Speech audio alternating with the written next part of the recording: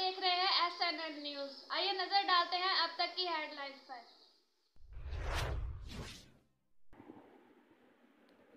आवाज और तस्वीर की दुनिया में SNN न्यूज के साथ मैं हूं शाहिद अजीज चिश्ती।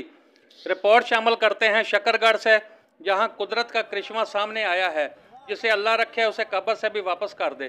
तफसीलात के मुताबिक शकरगढ़ के कस्बे ईसा चौक के मरहूम माजा मिस्त्री, जो कि फौत हो चुका था, उसका जनाजा पढ़ दिया गया।